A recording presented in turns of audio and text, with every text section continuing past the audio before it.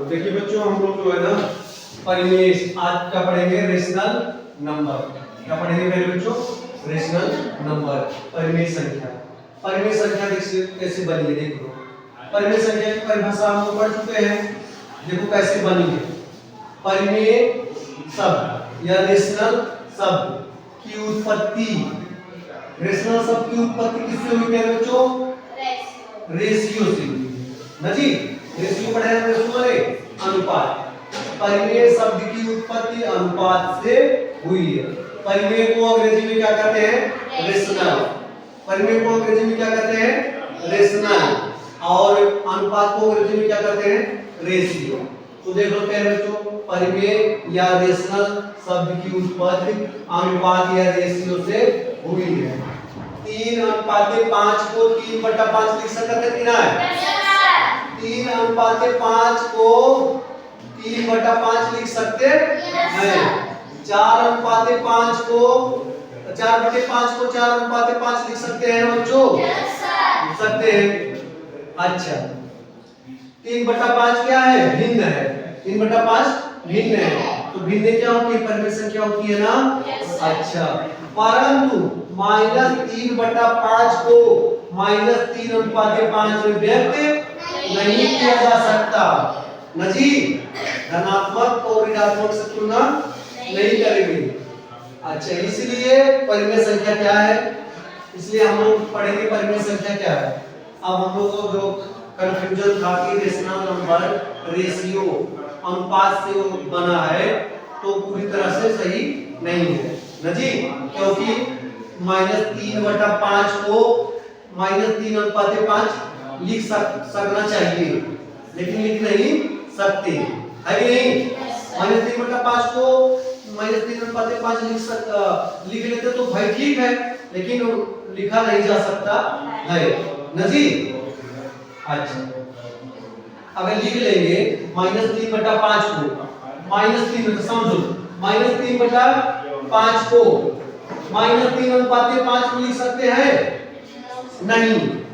क्यों मेरे बच्चों? क्योंकि ये -3/5 अगर लिख लेंगे तो भिन्न होगी।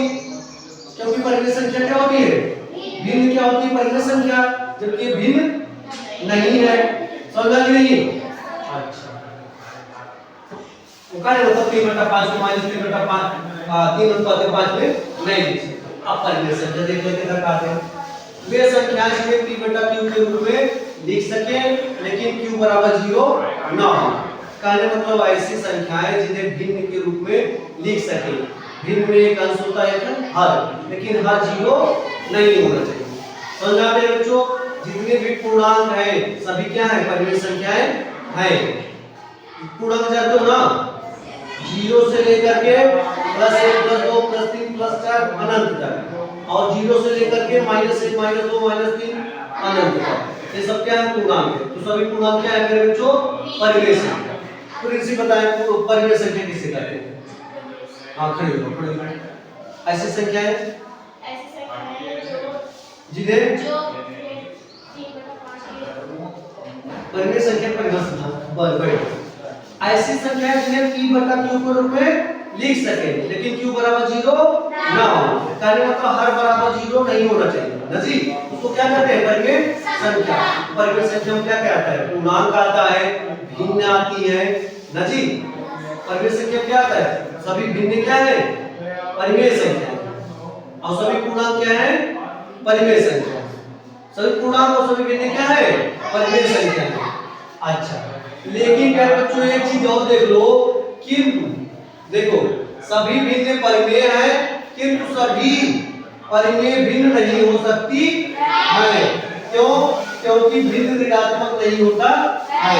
जैसे देख ला, सभी भिन्न 2/3 3/4 4/5, मतलब कोई भी भिन्न परिमेय संख्या हो सकती है। लेकिन कहो कि -3/5 -4/6 -7/8 ये भिन्न होगा? नहीं, क्योंकि भिन्न ऋणात्मक नहीं होगा। समझा? अच्छा, जान लिया ना? सभी भिन्न परिमेय होती है, लेकिन सभी परिमेय भिन्न नहीं होती। अच्छा, इतना जान गए बच्चों। अब हम लोग पढ़ेंगे एक पूर्णांक को विभिन्न परिमेय संख्याओं के रूप में लिख सकते हैं। किसी पूर्णांक को हम लोग कई परिमेय संख्याओं के रूप में लिख सकते हैं कई तरह से। जैसे देखा बच्चा, 11 पूर्णांक हो गया है, पूर्णांक समझा करना भाई का दो प्रकार के पूर्णांक, एक धनात्मक और ऋणात्मक और जीरो ना जी। धनात्मक, ऋणात्मक और जीरो। पूर्णांक किसको कहते हैं? पूर्ण संख्या में ऋणात्मक संख्या भी जोड़ दे तो क्या बनता है? पूर्णांक। अब पूर्ण संख्या क्या कहते हैं? तो प्राकृतिक संख्या में जीरो को जोड़ दे तो क्या बन जाता है? पूर्ण संख्या। प्राकृतिक संख्या जानता है 1 से लेके अनंत। प्राकृतिक संख्या कितना कहते हैं? 1 से लेके अनंत तक। पूर्ण संख्या कितना से लेकर 0 से लेके अनंत तक। पूर्णांक संख्या कितना कहते हैं? जब पूर्ण संख्या में ऋणात्मक संख्या भी जोड़ दिया जाए तो क्या बन जाता है? पूर्णांक। तो पहले में जो देखा, एक पूर्णांक को विभिन्न परिमेय संख्याओं के रूप में लिख सकते हैं। ये तो लिखो 11 को कैसे कैसे लिख सकते हैं? 11/1 लिख सकता था, इसका मतलब क्या है? -22/-2 लिख सकता था, लिख सकते हो ना? 33/3 लिख सकते हो, लिख सकते हैं। 44/4 लिख सकते हो, लिख सकते हैं। कहने मतलब 11 को कई परिमेय संख्या मतलब कई प्रकार से लिख सकते हैं, कभी कई रूपों में लिख सकते हैं। 5 के क्या लिख सकते हैं? -5 का बच्चा -5/1 माइनस समझ जाए ना? 10 -10/2 -15/3। आगे ये सब लिख सकते हैं। 3/-15/-3 लिख सकते ना हो। अब 20/-4 -20/4 न हो। 1 2 -3 4 1 या माइनस हो गया बात न हो। अब एक शून्य कैसे लिख सकता बच्चा? 0/1 लिख सकता था, 0/2 लिख सकता था, 0/3 लिख सकता था, 0/4 लिख सकता था। लिख सकता था ना? अच्छा, 13 क्या लिख सकता था? 13 क्या लिख सकते हो? 13/1 26/2 39/3 ऐसे लिख सकते। 39/-3 नो लिख सकता, कई रूपों में लिख सकते हैं। अच्छा, आगे देखा बच्चा, भिन्न का सरलतम परिमेय संख्या का सरलतम रूप में लिखना। जैसे परिमेय संख्या हो 16/20। ठीक है, पर सरलतम रूप मतलब सबसे सरलतम रूप का मतलब, सरलतम रूप का मतलब जिसका मासक एक ही रह जाए। मासक कितना रह जाए मेरे बच्चों? एक ही रह जाए। 16 और 20 का मासक कितना हुई? महत्तम समापवर्तक कितना हुई? निकाला 16 और 20 के, निकाला बच्चा। कैसे कटी? दोनों दो 16 दो दाम में 20, फिर तुम दूस के कैसे कटी? 2 चौका 2 बच्चे। अब ऐसे कोई गिनती है कि जिसमें दोनों को भाग दोनों में चला जाए? नहीं जाएगा तो उत्तर कितना होगा? 2 दूनी 4।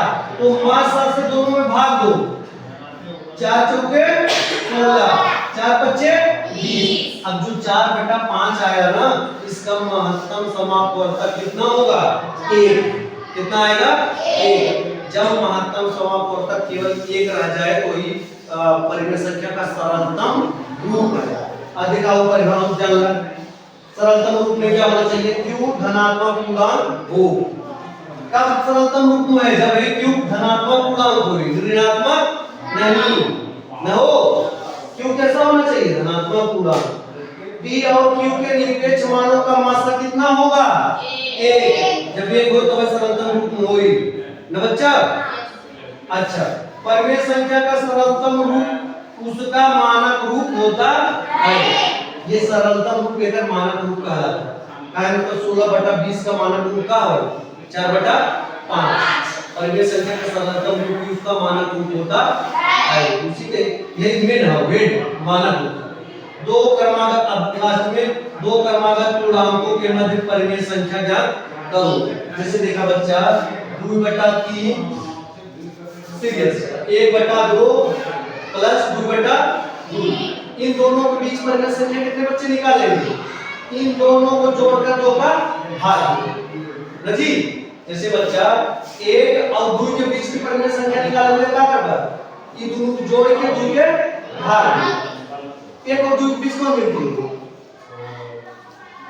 1 के बाद 1.5 ना हो देखा बीच देखा 1 और 2 के बीच में कितनी है? जोड़ निकाल रहे 2 3 में कई भाग है 2 के तो 3 में 2 भाग बच्चा 2 एक कम 2 3 में 2 घटावा 1 10 को बढ़ा के का 2 बच्चे 10। अब देखवा ना जब यही संख्या हुई 1 और 2 के बीच तो का हुई 1.5 हुई कितना हुई 1.5 समझा कि नहीं 1.5 तब एक बीच की परिमेय संख्या ज्ञात करने के लिए क्या करना है? दोनों जोड़ के 2 के भाग चलो जोड़ा भाई 1 2 लग से बोल 1 2 3 बटा 2 में कई भाग हो 2 के भाग के दे ले 1 देखो कैसे ऐसे करा नहीं ऐसे करो पूरा पूरा जाते हो ना बेटी का इसको भाग जाते हो ना भाग बनाने के लिए 3 बटा 2 आई पूरा कैसे है उल्टा कैसे 1 बटा 2 समझ लो कि ना हमारे पास अब कर लिया 3 एक कम 3 में कई भाग के बाद 4 कैसे आई भाई 3 एक कम 3 2 दूनी 4 तो फिर इन दोनों के बीच वाली संख्या क्या होगी 3 बटा 4 क्या होगी बच्चा कितने जल्दी समझो परिमेय संख्या किसे कहते हैं? प्रिंसिपल ऐसी संख्याएं बोलो हाँ p और q पूरा होना चाहिए कि नहीं? p परिमेय संख्या में भिन्न जितने भिन्न है क्या है बताओ?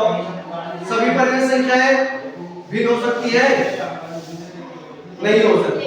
ऋणात्मक संख्या भिन्न नहीं हो सकती। सभी भिन्न परिमेय संख्या हो सकती है हाँ हो सकती है। एक बार देख लें परिमेय या रेशनल शब्द की उत्पत्ति रेशियो से हुई है क्योंकि 3:5 को 3/5 लिख सकते हैं लेकिन पहले बच्चों यहाँ पे आके फंस जाती है -3/5 को -3/5 में नहीं लिख सकते इसलिए कहेंगे कि परिमेय संख्याएं वे संख्याएं हैं जिन्हें p बटा q के रूप में लिखा जा सके लेकिन q बराबर 0 ना हो। p और q दोनों पूर्णांक होने चाहिए ना जी p और q दोनों पूर्णांक होने चाहिए। सभी पूर्णांक क्या हैं? परिमेय संख्याएं हैं सभी भिन्न परिमेय संख्याएं हैं ना लेकिन सभी परिमेय भिन्न नहीं है। अब ये समतुल परिमेय संख्या समझ गया? समतुल का मतलब जैसे देखो ऐसे करते जाओ समतुल परिमेय संख्या है और सरलतम रूप दोनों के मात्रा से दोनों में भाग दे दो उसका सरलतम रूप आ जाएगा वही इसका क्या है मानक रूप होता है हो गया। अब इसके बाद मेरे बच्चों हमेशा जो हर हो गई हमेशा पूरा धनात्मक पूर्णांक हो तभी इसका होगा तभी सरलतम रूप होगा। आई जी मत का 3/-4 ना हो हमेशा 4 का होना चाहिए धनात्मक पूर्णांक हो। p और q के निरपेक्ष मानों का मात्रा कब कितना बचे 1 अब अगर 4/5 का मात्रा 1 ही है ऐसा मतलब रूप बदल